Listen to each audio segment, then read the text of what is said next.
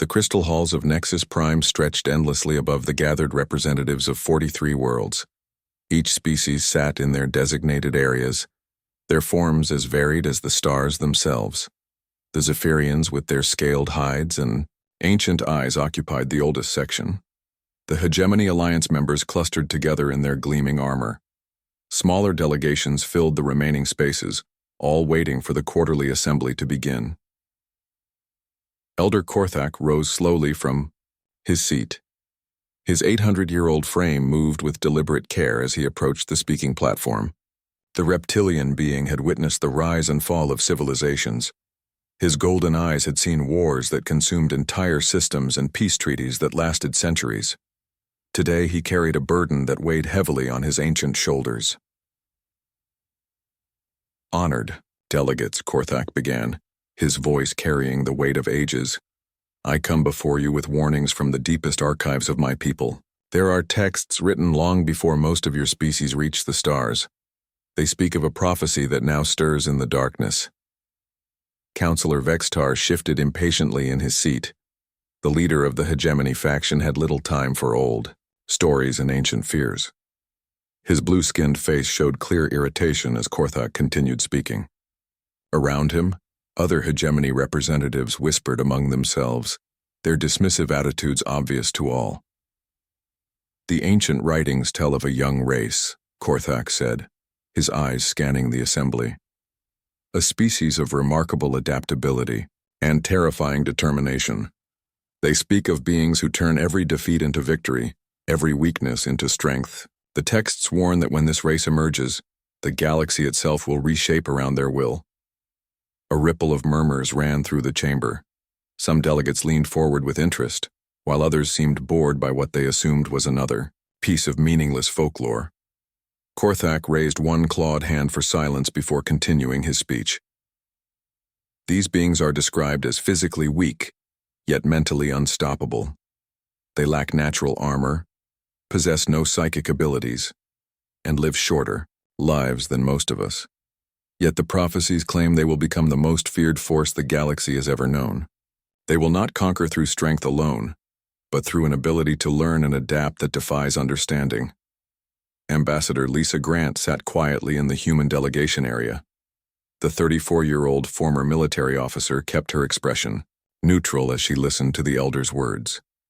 She had served in 3 different military branches before accepting her diplomatic position.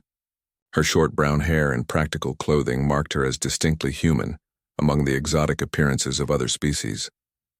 Korthak's voice grew stronger as he reached the heart of his message. "I have studied the signs described in our most sacred texts. The timing, the circumstances, the very nature of their emergence into galactic society, all points to one undeniable conclusion. The prophesied race has arrived, and they sit among us now." The chamber fell silent. Every being present understood that the elder was building toward a revelation that would shake the foundations of their understanding. Korthak's golden eyes fixed on the human delegation as he spoke his next words. "The race the ancients feared and warned about is humanity." The silence lasted exactly 3 seconds before Counselor Vextar erupted in laughter. His booming voice echoed through the crystal halls as he rose from his seat. "Humans?" he gasped between fits of laughter. "The elder speaks of humans as some great threat to galactic order?" Other Hegemony members joined in the laughter. The sound spread through the chamber like a contagious disease. Representatives from dozens of species found themselves chuckling at what seemed like an absurd suggestion. Even some of the smaller delegations couldn't suppress their amusement at the idea. "Honorable Korthak," Vextar said, his voice dripping with condescension, "surely your great age has affected your judgment. Humans are barely evolved apes who stumbled into space travel through pure accident. Their technology is primitive compared to ours. Their biology is so fragile that a dozen different environmental factors could kill them instantly." Lisa Grant felt her jaw tighten, but she maintained her diplomatic composure.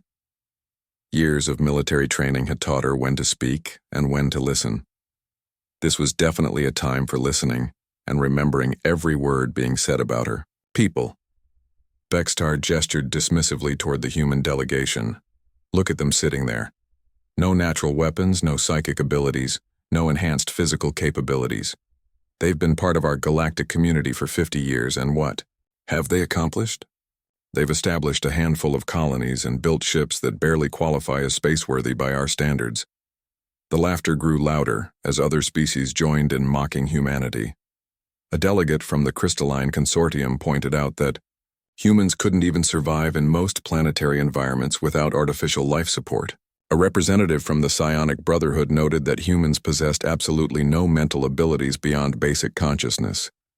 Their lifespans are so short that they barely have time to learn anything meaningful, added a member of the Long-Lived Alliance. How could such creatures possibly threaten civilizations that have existed for thousands of years? Throughout the mockery, Elder Korthak stood silently at the speaking platform.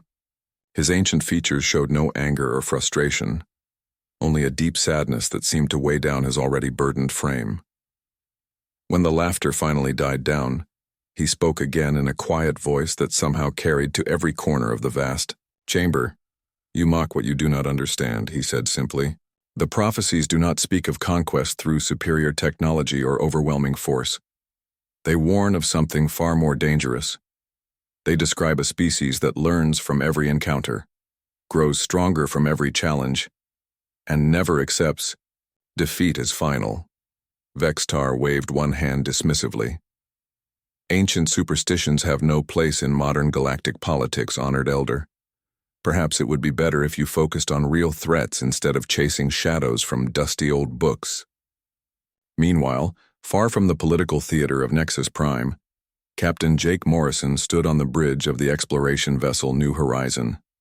The 42-year-old commander had spent most of his adult life pushing the boundaries of human space exploration. His ship and crew were investigating unusual energy readings in the Outer Rim territories, far from the established trade routes and patrol zones. "Captain," called out his sensor operator, "we're getting something strange on long-range scans. There's a derelict vessel approximately 2 million kilometers off our starboard bow." Morrison moved to the sensor station and studied the readings. The ship appeared to be massive, easily 3 times the size of his own vessel. More importantly, it was broadcasting no identification signals and matched no known ship designs in the galactic database. "Take us in for a closer look," Morrison ordered. "But keep our weapons powered and shields up. We don't know what we're dealing with here." As the New Horizon approached the mysterious vessel, more details became visible on their screens. The ship's design was sleek and advanced, incorporating technologies that seemed both familiar and impossibly sophisticated. Hull plating showed signs of age and wear, but the overall structure appeared intact. "Sir," reported the communications officer, "I'm picking up very faint power readings from inside the vessel. Something is still active over there." Morrison made his decision quickly. "Prepare a boarding party. I want to know what that ship is and where it came from." Back in the crystal halls of Nexus Prime, Elder Korthak delivered his final words to the still chuckling assembly. His ancient voice carried a weight of certainty that cut through the lingering mockery like a blade through silk. "Mock them now, if it brings you comfort," he said, his golden eyes sweeping across the gathered delegates. "Laugh at their apparent weaknesses and dismiss their potential. But remember this day when their ships darken your skies and their will reshapes the very fabric of space itself. Remember this moment when you realize that the greatest mistake in galactic history was underestimating the species called humanity." Kur, Elder walked slowly back to his seat, leaving behind a chamber full of beings who had no idea that their comfortable assumptions about the universe were about to be shattered forever. 6 months had passed since Elder Korthak's warning echoed through the crystal halls of Nexus Prime. The laughter that had filled the chamber that day seemed like a distant memory as smoke rose from 3 burning human colonies in the Tau Ceti system. War Marshal Theklan stood on the bridge of his flagship, watching the orbital bombardment through the main viewing screen. "The first phase is complete," reported his tactical officer. "All major military installations on the 3 worlds have been destroyed. Colonial defenses were exactly as weak as our intelligence suggested." Theklan nodded with satisfaction. The Hegemony Alliance had decided that humans needed to be taught their place in the galactic order. These upstart creatures had been expanding too quickly, claiming worlds that rightfully belonged to superior species. A quick demonstration of overwhelming force would remind them of their proper position. Casualties? Theclon asked. Minimal on our side, came the reply. Human forces offered resistance, but their weapons barely scratched our hull plating. Their ships are as primitive as we expected. Admiral Kate Sullivan received the emergency transmission aboard her flagship Defiant while conducting routine patrols near the Sol system. The 50-year-old fleet commander had served in the Human Defense Force since its formation.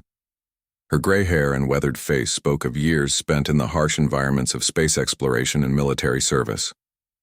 Admiral, her communications officer called out, we're receiving distress signals from all 3 Tau Ceti colonies. They're under attack by hegemony forces.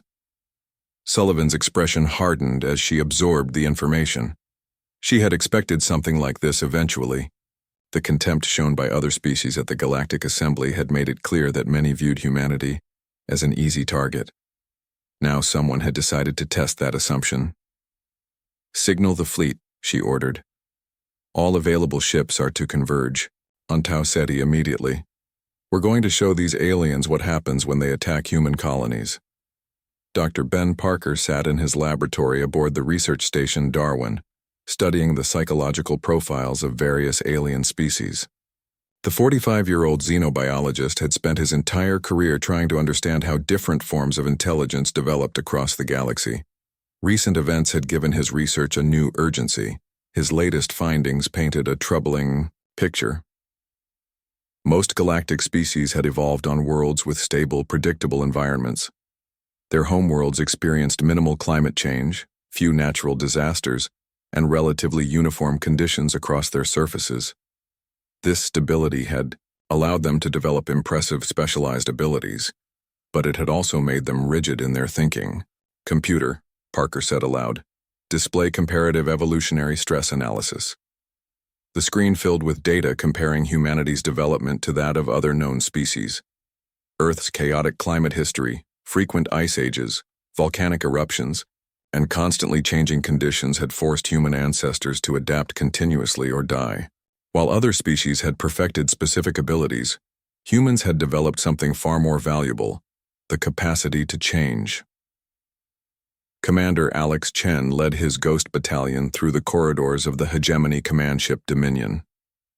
The 38-year-old Special Forces officer had volunteered for the most dangerous mission of his career, infiltrating the enemy flagship during active combat operations.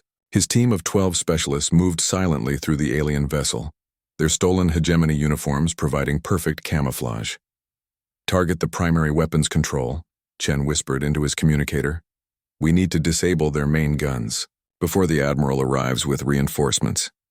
The human infiltrators had spent weeks studying captured hegemony equipment. Unlike the aliens who struggled to understand technologies outside their specialty areas, humans showed a remarkable ability to reverse engineer and adapt foreign systems. What should have taken months of study, human engineers accomplished. In days, War Marshal Theclon stared at his tactical display in growing confusion. The human fleet had arrived exactly when his analysts predicted, but nothing else was going according to plan.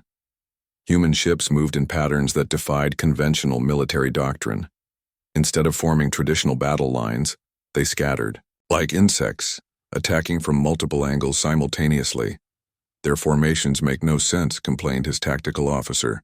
They're violating every principle of space combat we've ever studied. Perhaps that's exactly why they're doing it, Theclon muttered, beginning to feel the first stirrings of doubt about this easy victory. Human ships darted between the larger hegemony vessels like angry wasps. Their weapons were indeed weaker than alien technology, but they had learned to concentrate their fire on specific points rather than spreading it across entire hulls. Pinpoint accuracy compensated for reduced firepower as human gunners targeted crucial systems instead of trying to overwhelm enemy shields. Admiral Sullivan coordinated the human response from her command center, watching dozens of displays simultaneously. Her years of experience had taught her that superior technology meant nothing if the enemy couldn't predict your actions. Human forces deliberately avoided standard tactics, improvising strategies that confused alien commanders. Admiral, reported her tactical officer, Ghost Battalion has successfully infiltrated the enemy flagship. They're requesting permission to proceed with Phase 2. Granted, Sullivan replied. Tell Commander Chen that he has authorization for full operational flexibility. Dr. Parker's research had revealed another crucial difference between humans and other galactic species. Most aliens followed strict hierarchical command structures that left little room for individual initiative. Orders flowed from the top down, and lower-ranking personnel rarely deviated from established procedures. Human military doctrine encouraged exactly the opposite approach. Commander Chen demonstrated this flexibility as his team reached the hegemony, ship's weapons control center. Instead of simply disabling the guns as originally planned, he realized they could do something far more effective. Using their captured alien equipment, the Ghost Battalion began reprogramming the targeting systems. Sir, one of his specialists reported, I can redirect their main batteries to target their own escort vessels. Their security protocols never anticipated an attack from within their own systems. Do it, Chen ordered without hesitation. Human. Adaptability meant that no plan was ever considered final.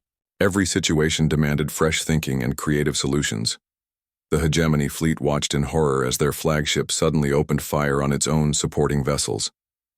Alien commanders frantically tried to understand what was happening, but their rigid training had never prepared them for this type of unconventional warfare. While they struggled to adapt, human forces pressed their advantage. War Marshal Theclon felt panic creeping into his thoughts as his supposedly quick victory turned into a nightmare of confusion and friendly fire. His communication systems were being jammed by signals that seemed to come from everywhere at once. His ships were receiving contradictory orders that appeared to originate from his own command structure. How are they doing this? He demanded. Their technology is primitive compared to ours. His technical officers had no answers. They could detect the human jamming signals and trace some of the false communications, but they couldn't understand how such crude equipment was overpowering their advanced systems. What they failed to grasp was that humans weren't trying to overpower anything. They were using the aliens' own technology against them. Dr. Parker's analysis had identified the critical weakness in alien thinking. Species that had evolved in stable environments developed highly efficient but inflexible mental processes. They excelled at perfecting known techniques, but struggled when faced with truly novel situations. Humans, forged by millions of years of constant environmental change, thrived in chaos. Admiral Sullivan smiled grimly as reports flooded in from across the battlefield. Human forces were outnumbered and outgunned, but they were winning through sheer unpredictability. Every time the hegemony forces adapted to one tactic, human commanders switched to something completely different. It was like fighting an enemy that refused to follow any rules. Commander Chen's team had moved beyond simply redirecting weapons. They were now uploading human-designed computer viruses into the hegemony ship's main systems. These programs were specifically designed to create maximum confusion rather than simply destroying data. Alien technicians found their displays showing false information, while their equipment began operating in ways that defied its original programming. The Battle of Tau Ceti lasted 18 hours. When it ended, the hegemony fleet limped away with severe losses while human colonies remained intact.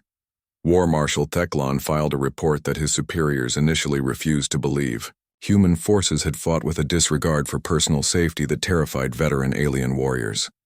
They fight like they're already dead, Theclon wrote. Nothing we do seems to discourage them. Every time we destroy one of their ships, the others become more determined rather than more cautious. Their tactics evolve continuously throughout the battle. It's as if they're learning and adapting faster than we can respond. Dr. Parker transmitted his findings to the Human Defense Force.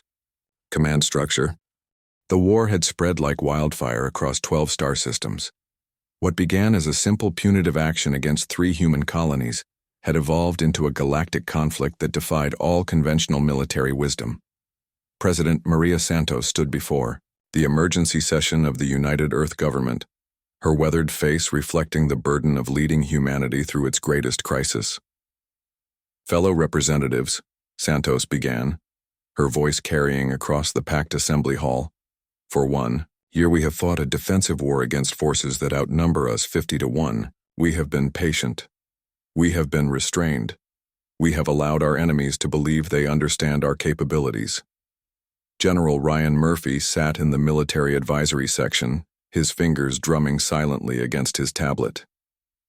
The 60-year-old strategist had spent months developing contingency plans that most people would consider impossible.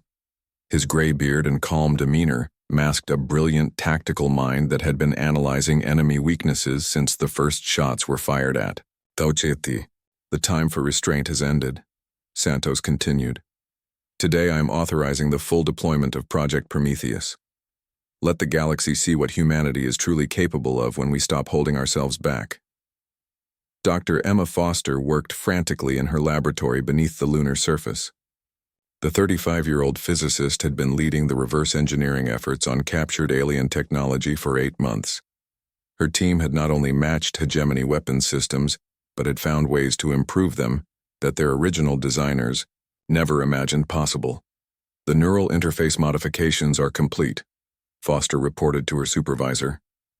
We can now control their ships better than they can. Their technology was designed for their rigid thought patterns. When we apply human creativity to their systems, the results exceed all theoretical limitations.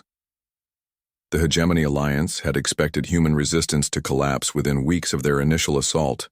Instead, they found themselves facing an enemy that grew stronger with each engagement. Every captured alien ship became a source of new technologies for human engineers to study and improve.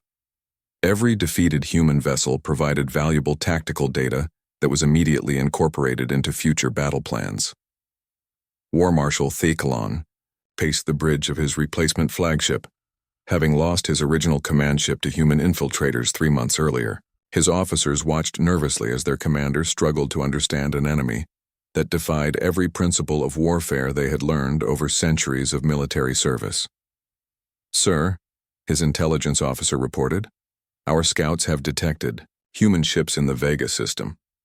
They appear to be using some form of stealth technology that we've never encountered before." "Impossible," Theklon snapped. "Human technology is primitive. They lack the scientific knowledge to develop effective cloaking systems." The intelligence officer hesitated before responding. "Sir, perhaps our assumptions about human capabilities need revision. Their learning curve appears to be far steeper than our analysts predicted."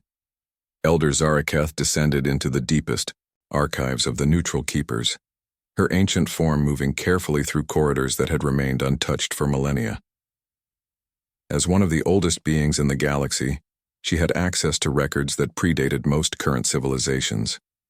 Recent events had prompted her to search for references that might explain humanity's impossible abilities. The texts she discovered challenged everything the galactic community believed about human origins.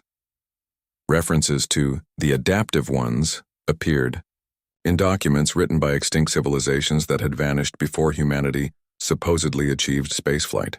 These ancient records spoke of encounters with beings matching human descriptions, but dated thousands of years before humans should have existed.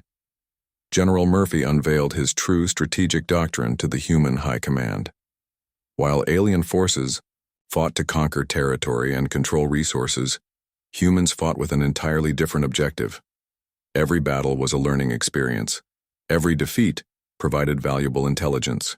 Every victory opened new possibilities for future operations. "We don't fight to hold ground," Murphy explained to the assembled commanders. "We fight to understand our enemies better than they understand themselves.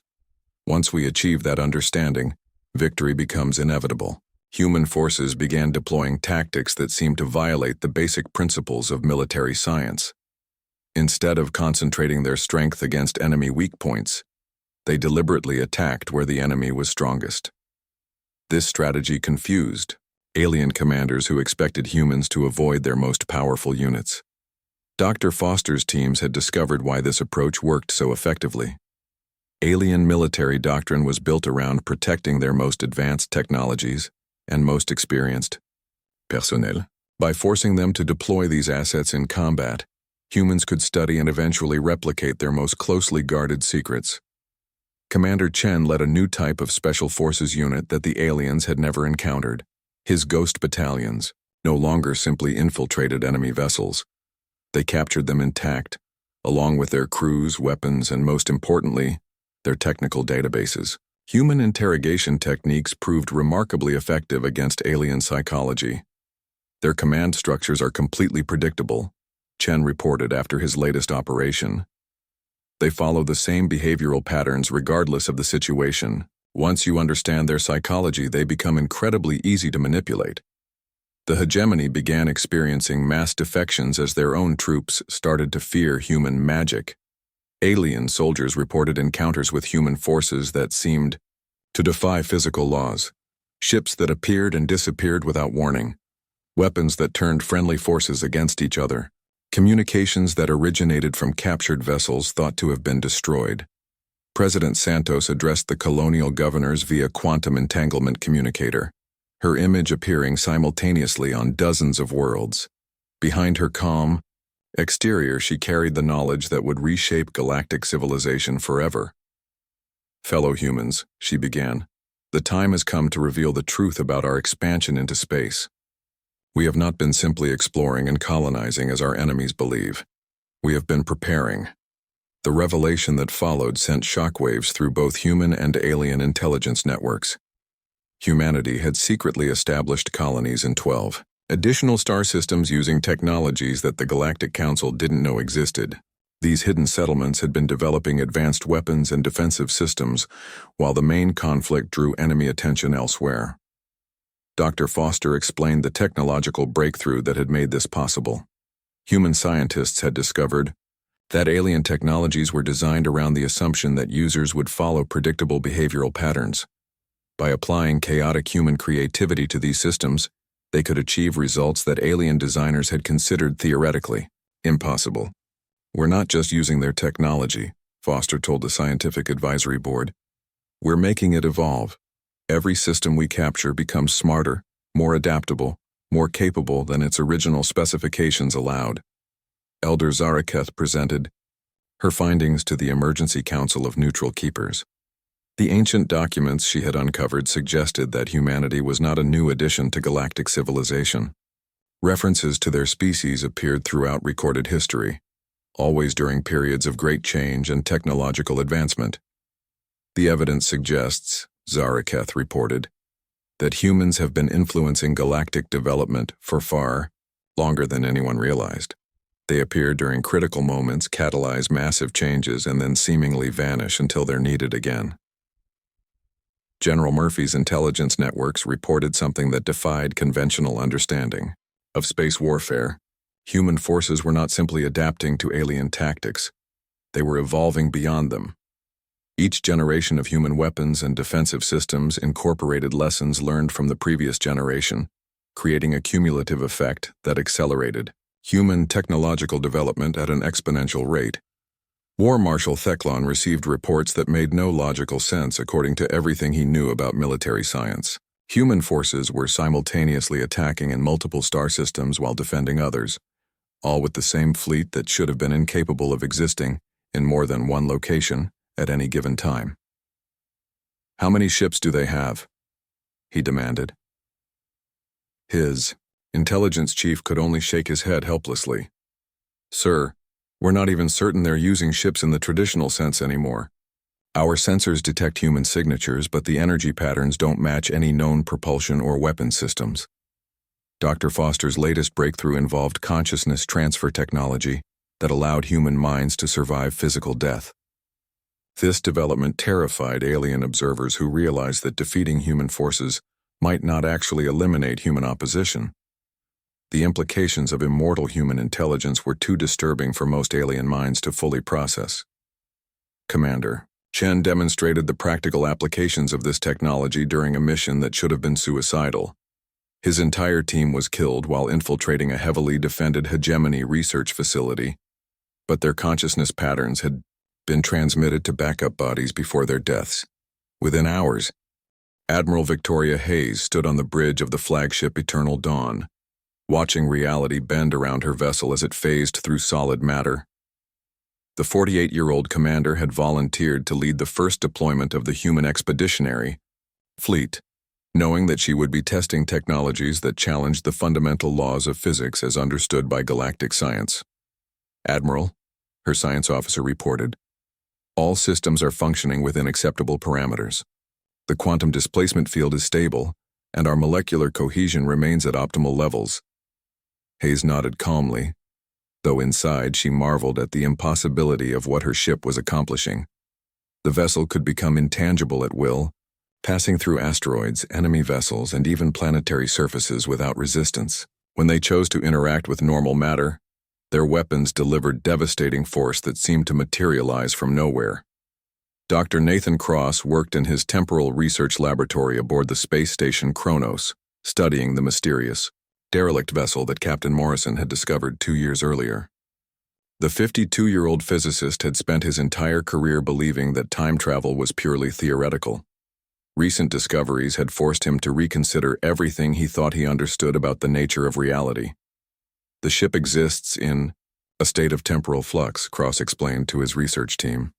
"It's simultaneously present in our timeline and connected to at least 17 different possible futures. The technology aboard this vessel appears to be a gift from humanity's future selves to their past counterparts." This revelation explained the impossible rate of human technological advancement. Every breakthrough, every innovation, every seemingly miraculous adaptation had been guided by knowledge from timelines where humanity had already solved these problems. The derelict ship served as a temporal anchor, allowing information to flow backward through time. Captain Lucy Torres piloted the prototype vessel Eternity through space that existed in 3 different dimensions simultaneously. The 31-year-old test pilot had been chosen for this mission because psychological testing indicated she could maintain sanity while experiencing non-linear time flow. Her ship could appear in multiple locations at once, delivering messages or attacks across vast distances instantaneously. "Eternity to Hegemony Command," Torres broadcast on all frequencies. "This is Captain Torres of the Human Temporal Defense Corps. You are hereby ordered to surrender all military forces and submit to immediate disarmament. You have exactly 60 seconds to comply." The message was received simultaneously in the Yar Hegemony home system, their forward operating bases and their secret research facilities scattered across the galaxy.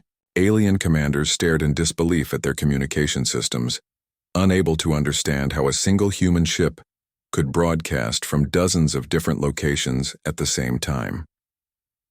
Counselor Prime Velthar convened an emergency session of what remained of the Galactic Council. Half the member species had withdrawn from the organization after witnessing human capabilities that defied rational explanation. Those who remained gathered in desperate hope of finding some way to negotiate with an enemy that seemed to exist outside the normal boundaries of space and time. "Honored delegates," Velthar began, his voice betraying the fear that gripped every being in the chamber. "We must face the reality that our assumptions about humanity were catastrophically incorrect. They are not the primitive species we believed them to be. They appear to possess technologies that render conventional military resistance futile." Reports flooded in from across the galaxy describing human achievements that should have been impossible. Mining platforms that consumed entire asteroids and converted the raw materials into fleets of ships within hours. Medical technologies that could resurrect the dead and transfer consciousness between bodies. Weapons that attacked the quantum structure of matter itself, unmaking enemy vessels at the molecular level. Dr. Cross made another disturbing discovery about the temporal mechanics surrounding human development. The derelict ship wasn't just providing technological information, it was actively coordinating human actions across multiple timelines to ensure optimal outcomes. Humanity wasn't simply adapting to challenges as they arose. They were receiving strategic guidance from versions of themselves who had already fought and won these same battles. Admiral Hayes demonstrated this coordination during the Battle of Rigel Station. Her fleet engaged hegemony forces using tactics that seemed to anticipate every enemy move before it happened. Human ships dodged weapons fire that hadn't been fired yet, and launched attacks against targets that enemy commanders hadn't decided to defend until after the human assault began. "It's as if they can see the future," War Marshal Theclon reported to his superiors. "They respond to our decisions before we make them. They counter our strategies before we implement them. Fighting them is like battling ghosts that exist in tomorrow instead of today. Captain Torres used the eternity to deliver ultimatums to every major hegemony installation simultaneously. Her ship appeared in the skies above their capital worlds, their military academies, and their research stations, delivering the same message at the same moment despite the vast distances involved. Surrender now, her voice echoed across dozens of worlds, or face the consequences of continued resistance. Humanity offers you one opportunity to avoid total destruction. This offer will not be repeated. The psychological impact was devastating. Alien populations that had never seen a human ship suddenly found one hovering directly above their most important cities. The demonstration of power was absolute and undeniable. If humans could appear anywhere at will, no defense was possible. Dr. Cross discovered that human consciousness transfer technology had evolved beyond simple backup systems.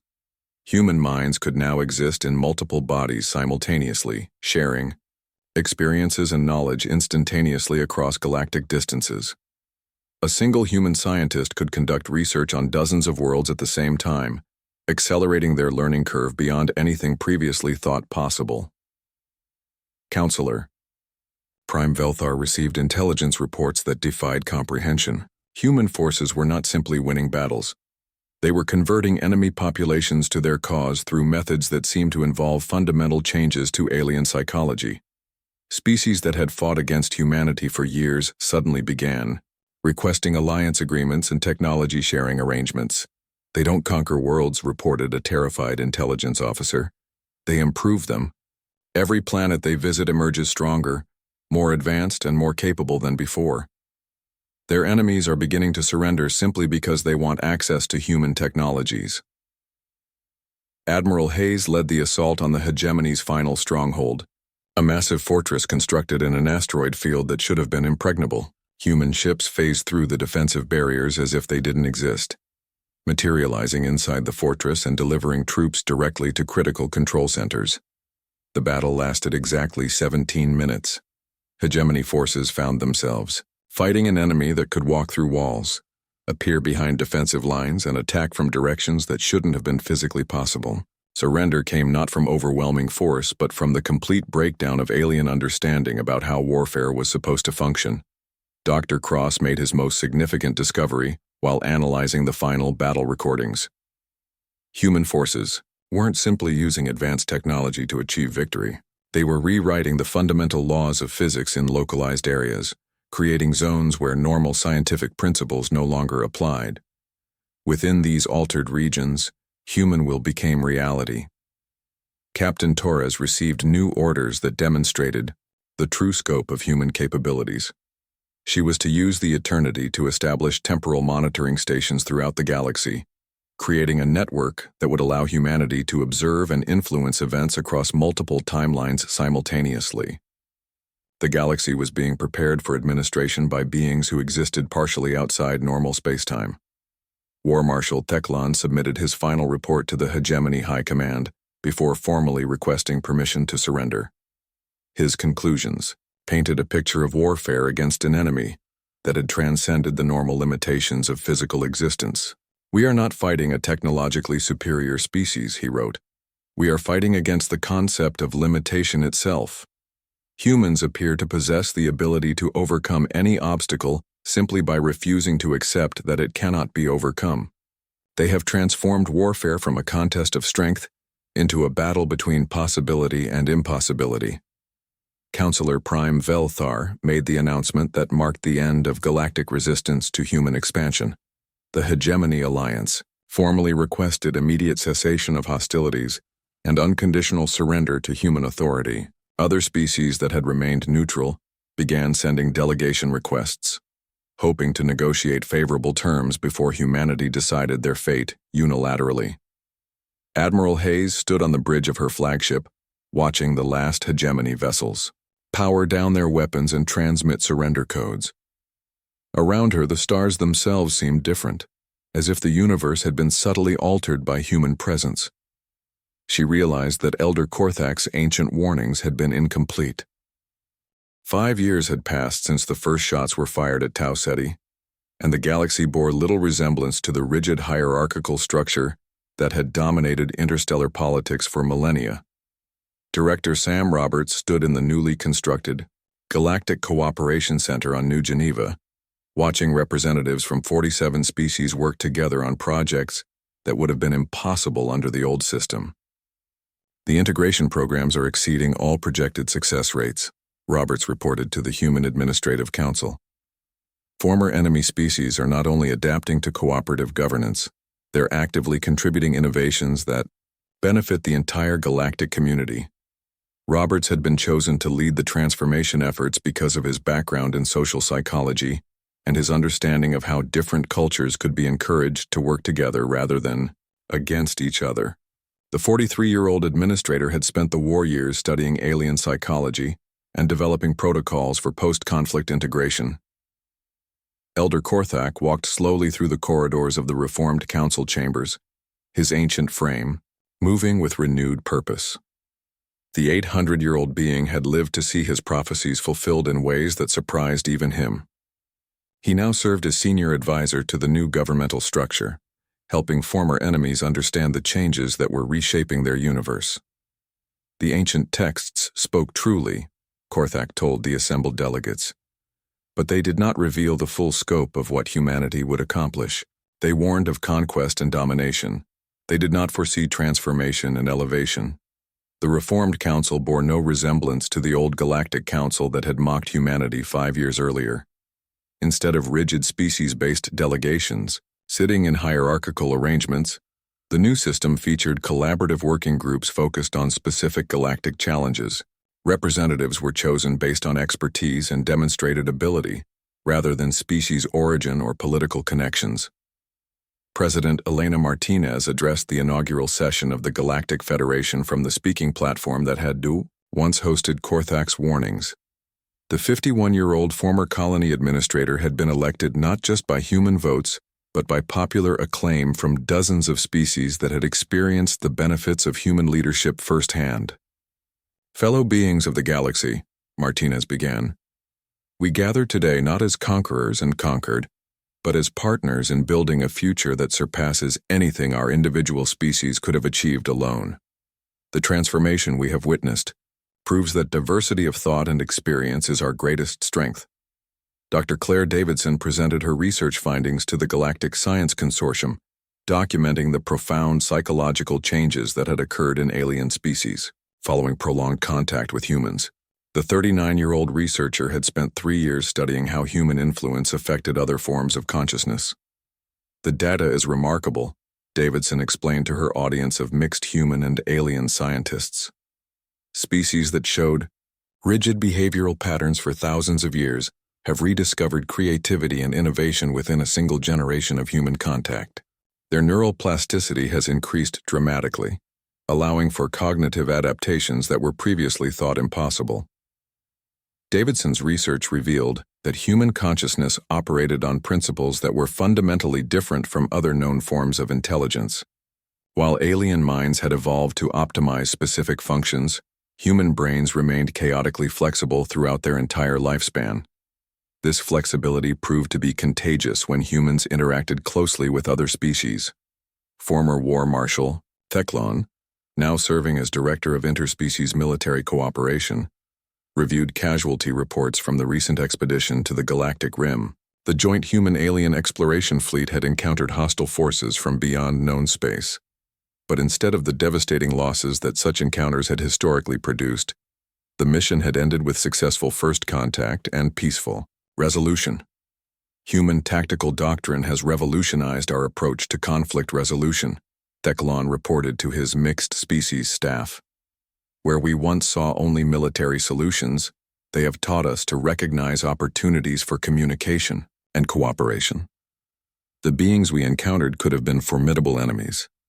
Instead, they are now valuable allies. Elder Korthak addressed a gathering of young beings from 17 different species, all participants in the new Galactic Education Exchange Program. These students would spend years learning from both human and alien teachers, developing the kind of flexible thinking that had allowed humanity to transform galactic civilization. You are the first generation to grow up in a galaxy where species boundaries mean less than individual potential, Korthak told them. You will accomplish things that none of our species could have achieved alone. You represent the future that the ancient prophecies glimpsed but could not fully describe. The mysterious derelict vessel had finally been fully analyzed by Dr. Cross and his temporal research team. Their findings revealed that the ship had not come from humanity's future, as originally believed. Instead, it had originated from a parallel dimension where humanity had developed along slightly different lines. Its appearance in their reality had been triggered by humanity reaching a critical threshold of technological and social development. The ship was a catalyst, Cross explained to the Temporal Studies Board. Its presence accelerated our development toward a specific goal: the transformation of galactic civilization from a competitive system into a cooperative one. The beings who sent it understood that our universe was approaching a critical decision point. Director Roberts implemented the final phase of the integration protocols as the last holdout species requested admission to the Galactic Federation. The Isolationist Alliance, which had refused all contact with humans throughout the war, finally acknowledged that remaining separate would leave them increasingly unable to participate in the advancing galactic civilization. We were wrong to resist, admitted their chief representative. We believed that maintaining our traditional ways would preserve our cultural identity. Instead, we have watched other species grow beyond their historical limitations while we remained trapped in stagnation. President Martinez presided over the ceremony that formally established the Galactic Federation as the permanent government structure for their region of space. Representatives from 63 species signed the founding charter, including several that had been humanity's most bitter enemies during the recent conflict. This document represents more than political cooperation, Martinez declared. It acknowledges that the artificial barriers between species have been replaced by shared commitment to growth, exploration, and mutual advancement. We are no longer dozens of separate civilizations. We are one galactic community. Dr. Davidson published her final research report documenting the long-term effects of human integration on galactic psychology. Her findings indicated that the changes were not temporary adaptations, but permanent evolutionary developments that would be passed on to future generations. Exposure to human consciousness appears to unlock latent potential in other species, Davidson wrote. Abilities that remained dormant for millions of years are now manifesting in alien populations. We are witnessing accelerated evolution on a galactic scale. Elder Korthak made his final public address to the Reformed Council, knowing that his ancient lifetime was finally approaching its end. The prophecies that had guided his people for millennia had been fulfilled, but the reality had exceeded even their most optimistic interpretations. The texts warned that humanity would reshape the galaxy, Korthak said, his voice carrying clearly through the chamber despite his age. They spoke of conquest and domination, but the ancients could not foresee that reshaping would mean elevation rather than subjugation. Humans have not conquered us. They have helped us become more than we ever dreamed possible. The exploration fleet prepared for departure toward the galactic core, where ancient signals suggested the presence of even more advanced civilizations. The expedition included representatives from every member species of the Galactic Federation, working together on humanity's next great adventure. Captain Torres, now commanding the exploration vessel Infinite Horizon, addressed her mixed-species crew as they prepared for departure. We go not as conquerors or supplicants, but as ambassadors of a new way of existence. Whatever we find in the galactic core will be offered the same choice we offered our former enemies. Grow with us, or remain limited by your own assumptions. Director Roberts compiled the final statistics on galactic transformation as his term, as integration coordinator, came to an end. Every measurable indicator of civilization advancement had improved dramatically since human integration began. Technological development had accelerated by orders of magnitude. Interspecies conflicts had dropped to nearly zero. Most remarkably, happiness and satisfaction surveys indicated that individual beings across all species reported higher quality of life than at any point in recorded history. Humanity's gift to the galaxy was not superior technology or military might, Roberts concluded in his final report.